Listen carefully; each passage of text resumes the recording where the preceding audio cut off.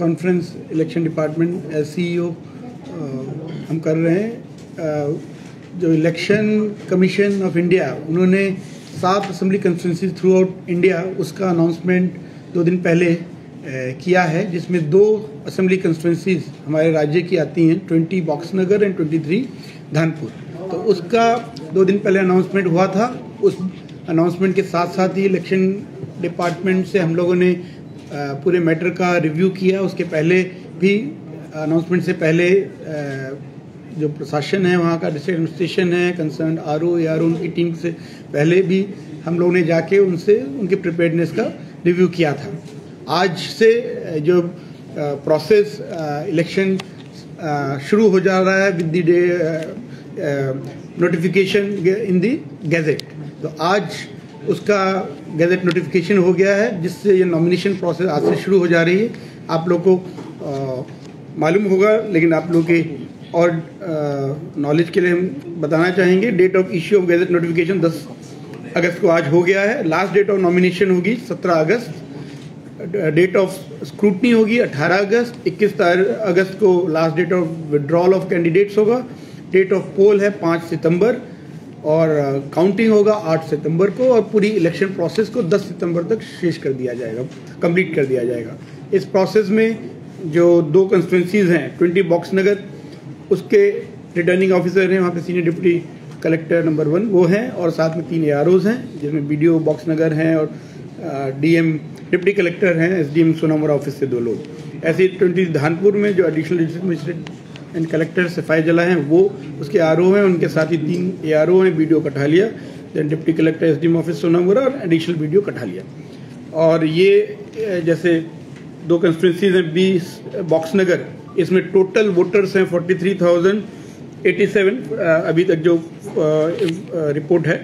इसमें जो electoral role होगा वो आपका जो लास्ट डेट ऑफ नॉमिनेशन है उस समय जो इलेक्टरल रोल होगा उसमें जितने इलेक्टर्स हों उसके बेसिस पे ये इलेक्शन होगा। उसमें उससे भी 10 दिन आगे तक जो क्लेम्स ऑब्जेक्शंस के लिए फॉर्म सबमिट हुए थे उनको डिस्पोज करके उनको by last date of nomination तक फाइनल कर लिया जाएगा। तो वो जो इलेक्टरल रोल बनेगा वो होगा फाइनल इलेक्टर्स लिस्ट, जिसके बेस पे ये इलेक्शन होगा।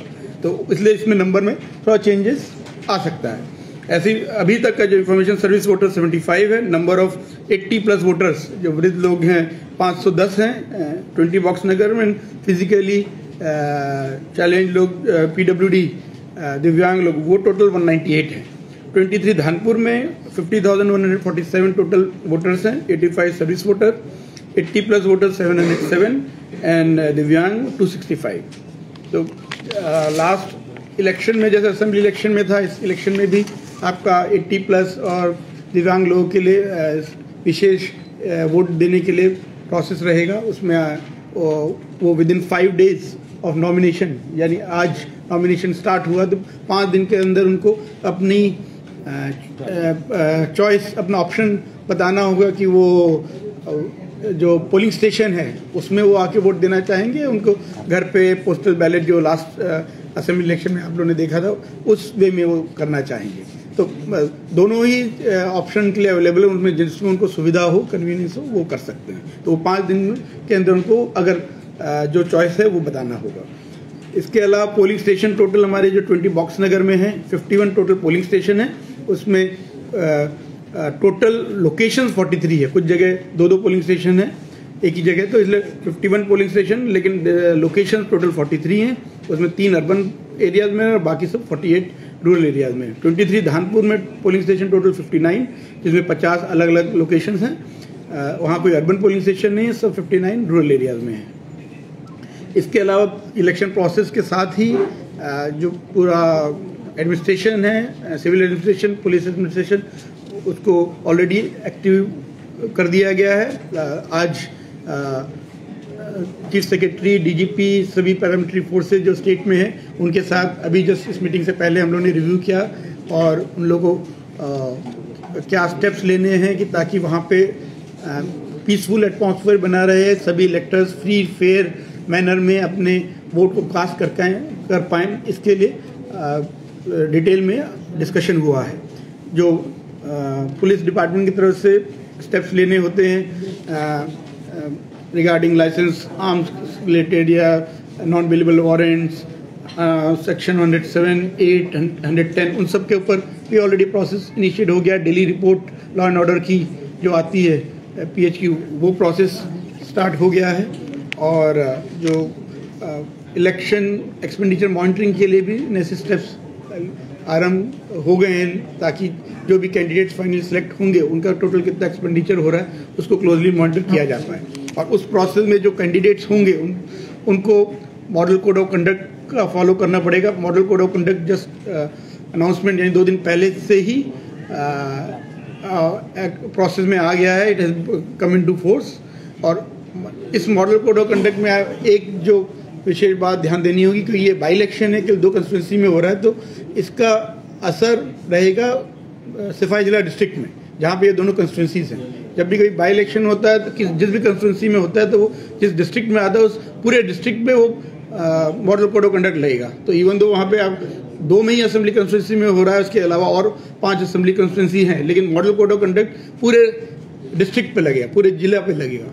तो उस हिसाब से जो normal model code of conduct आपको पता ही है कि उसमें कोई नया काम नहीं स्टार्ट किया जाए, कोई नया सैंक्शन नहीं दिया जाएगा, चाहे MP लैड, MLA फंड, उन सब से कोई फंड नया अनाउंसमेंट नहीं होगी। तो वो मॉडल कोड ऑफ कंडक्ट पे स्ट्रिक्टली फॉलो होगा।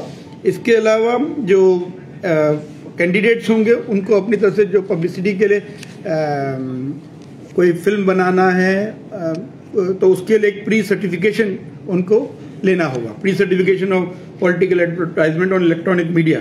तो उसके लिए एक मीडिया सर्टिफिकेशन मॉनिटरिंग कमेटी होती है जो डिस्ट्रिक्ट लेवल पे DM के अंडर में होती है और स्टेट में एडिशनल CEO उनके अंडर में है। और अगर उस पर कोई डिसीजन पे अपील करना होता है तो एक कमेटी CEO के लेवल पे है, तो वो ऑलरेडी कंस्टिट्यूट कर ली गई हैं। तो उस बेसिस पे जो भी कैंडिडेट्स होंगे उनको कोई भी अगर अपना कैंपेनिंग के लिए कोई एडवर्टाइजमेंट देना है तो उसके लिए उनको पहले प्री सर्टिफाई कराना पड़ेगा।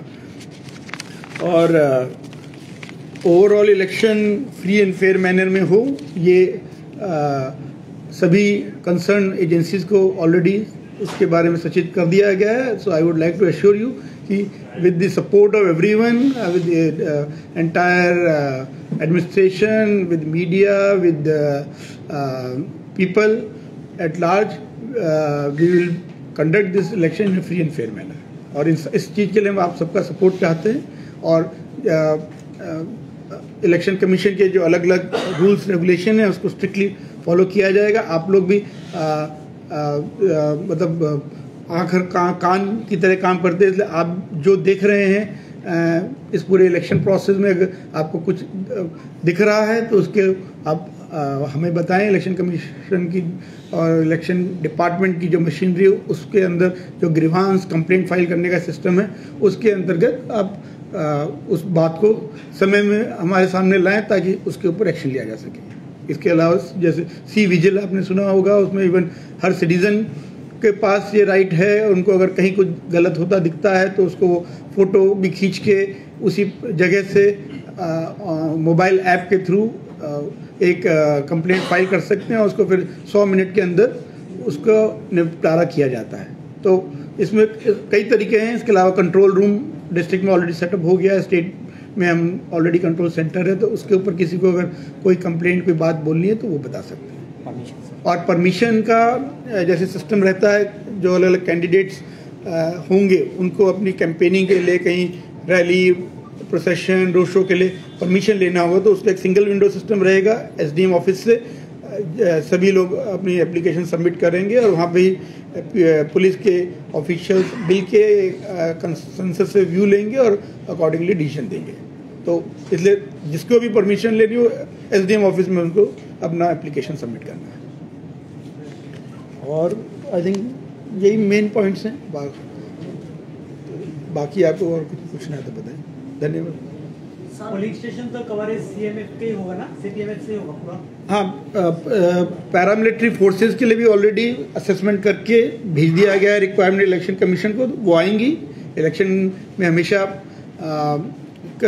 कई राउंड का सिक्योरिटी वो रहता है सेटअप, पुलिस का रहता है और बाहर से जो फोर्सेस है उनका भी रहता है। तो वो ऑलरेडी भेजा गया तो वो आएंगी।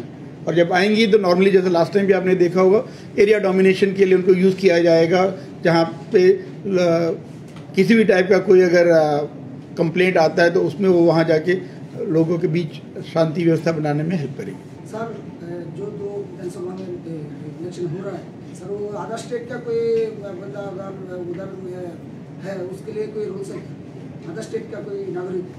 नहीं, ऐसा कोई उसमें रेस्ट्रिक्शन नहीं है कि अदर स्टेट के लोग नहीं आ सकते, वो तो देश का पार्ट है, इसलिए रेस्ट्रिक्शन ऐसा नहीं। वो लास्ट 48 आवर्स में जो एक रेस्ट्रिक्शन रहता है पोलिंग डे से पहले, उस समय रेस्ट्रिक्शन होता है कि बाहर के जो लोग हैं उनको वापस भेजा जाए, लेकिन उसके पहले तो कोई अभी रेस्ट्रिक्शन नहीं। Sir, this election taking place, both are in Sipai Jala, and you know this is one of the concern must be is a bordering area. So what type of precaution you are and what you are apprehending, because borders are very sensitive areas. नहीं, border मतलब Tripura is having border on 3 sides, 956 kilometre border is there, so whenever election is being conducted enough efforts are being taken to ensure that no infiltration, no unauthorized people are coming from across the border to create any problem. This time also it will be done in same way. BSF border security forces, they have already been sensitized on this issue. Today also in the meeting with CS, DGP and other paramilitary forces, they were present and they have been told strictly to enhance their vigilance. That is in any case their normal duty, but during the election process they have to be more vigilant to ensure that no such incident takes place which can create law and order problem in that area. And already 144 has already been imposed by DM, तो उसमें movement पे वैसे ही आपका restriction रहेगा। Sir हमारी तरफ से एक रिक्वेस्ट है सर, जो आर्म फोर्स मिलिट्री फोर्स आ रहा है सर, उन लोगों को एक वर्कशॉप करके छोड़िएगा, क्योंकि हर इलेक्शन में देखा जा रहा है जो हमारे पास जो पास होता है ना, उनका कोई इसका बीरो नहीं होता है। इन लोगों को 100 मीटर की दूरी में हम लोगों को रोक देते हैं, हमारा काम में पूरा दिक्कत आ जाता है। पूरा उन लोगों को सर हर इलेक्शन में कुछ ना कुछ हो रहा है। वो लोग आप लोगों से अगर उन लोगों से कोई तुरंत मतलब कि पहले से जानकारी दे देते तो अच्छा होगा, क्योंकि हम लोग हर इलेक्शन में एक ही कंप्लेंट आता है, वो फोर्सेस का जो प्रॉब्लम होता है। नहीं, उसका एक प्रोसेस है। जो भी ऑथराइज मीडिया पर्सनल्स हैं जिनको परमिशन दिया गया है चाहे पोलिंग स्टेशन में जाने का, इवन काउंटिंग सेंटर में जाने का, वो अगर ऑथराइज वे में इशूड है तो उसका जो आपका जो आई कार्ड होगा उसको जब आप दिखाएंगे तो वो उन लोगों को दे विल अलाउ। लेकिन जो आपने बोला है कि अगर कहीं कुछ कम्युनिकेशन गैप रह जाता है तो जो CPMF फोर्सेज आएंगे उनके कमांडेंट्स को, उनके इंचार्जेस को सेंसिटाइज किया जा सकता है। Sir, you issue the card for videography, photography also, but उनका स्टेट कार्ड कह रहा है कहीं का फोटो नहीं ले सकते। That is the main issue. क्योंकि आपका जो कार्ड होता है उसके पीछे जो लिखा होता है कि आप रूम के बाहर से एटलीस्ट वोटिंग हो रहा है, वो हर जगह ही होता है। बोलते हैं नहीं आप वहाँ का फोटो ही नहीं ले सकते। That becomes the main issue. चल इसको देख लेते, अगर एज एंड व्हेन जब कोई ऐसा कोई इश्यू आएगा उसको देखते हैं। उल्टा सीधा कोई जगह पे तो इलेक्शन कमीशन को भी गाली देता है। हमारे पास प्रूफ है। चलिए इसलिए आपने अगर बोला है तो ठीक है, उसके ऊपर हम लोग इसलिए और ध्यान देंगे कि उनको इस टाइप का कोई कंफ्यूजन ना रहे जो आप बोल रहे हैं, ताकि और जो भी एक बातचीत के द्वारा इसको सुलझाया जा सकता है। सपोज जो पर्सन उनको भी नहीं है तो आप अपना दिखाइए, परमिशन लेटर दिखाइए, ID कार्ड दिखाइए, और कुछ मुश्किल होगा तो फिर आप मे बी हायर अथॉरिटी को बताइए, तो उन तक जो सही प्रक्रिया फॉलो होना है वो मैसेज पहुंच जाएगा। लेकिन मतलब उसको कोई भी ऐसी अवस्था में भी लॉ एंड ऑर्डर को हाथ में ना ले, मतलब शांति बनाए रखें, और उसका समाधान अगर कभी किसी की वजह से किसी को समझने में समय लग भी रहा है तो भी उसको शांतिपूर्ण ढंग से सुलझाया जाए। सर मोबाइल का आप क्या करेंगे कि आजकल journalist mostly are using mobile, those are modules for photography. So how do you solve that issue? They know that mobiles are not allowed, but mobiles are also used for videography and photography of the journalists. So they should be sensitized on that also.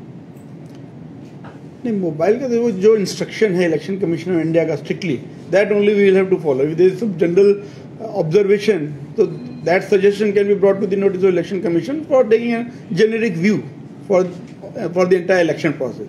अभी तो जो election commission का जो rule है कि अगर mobile allowed नहीं है किसी को तो then it can't be allowed.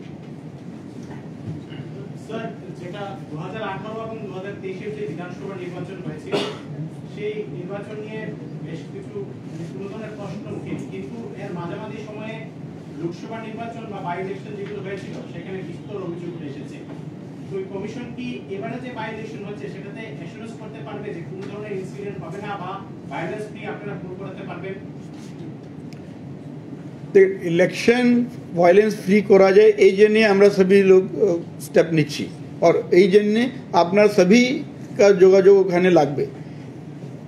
যে असेसमेंट আমরা ল एंड ऑर्डर सिचुएशन जो करते जाची उसका पर्पस भी यही कि कहाँ पे कौन सा एरिया सेंसिटिव है, उसमें किस तरह की प्रॉब्लम आ सकती है, उसको ध्यान में रखकर ही फोर्सेस का डिप्लॉयमेंट होता है। और इसलिए zero tolerance against violence, that is the motto on which election commission works and on which our department is also working. So all efforts are being taken that election will be conducted in free, fair and violence free manner.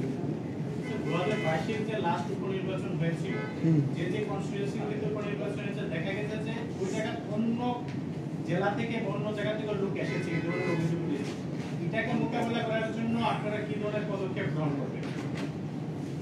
আমি বুঝিনি, मतलब আপনার যে electors আছে ওটা তো electoral রোলের মধ্যে এন্ট্রি হচ্ছে। अगर কোনো যে নিজের বাড়ি শিফট করে কোনো আর কনস্টিটুয়েন্সি এরিয়াতে চলে যাচ্ছে তো ওটা তো ফর্ম 6, 7, 8 जो पद्धति আছে ডিলিশন এডিশন का ওটা ফলো করে নি করতে পারে। He is not raising the issue, he is raising it from outsiders from other districts, particularly for booth capturing and all. People have been, political parties have been involving those people for booth capturing. So he is apprehending that since this is a by-election, so other districts don't have elections, so those forces may again come, and he's speaking about the previous election experience. So in that case, how do you see into that? And if there are such incidents getting reported or any people of a particular area which are likely to create any problem, then that intimation has to be given.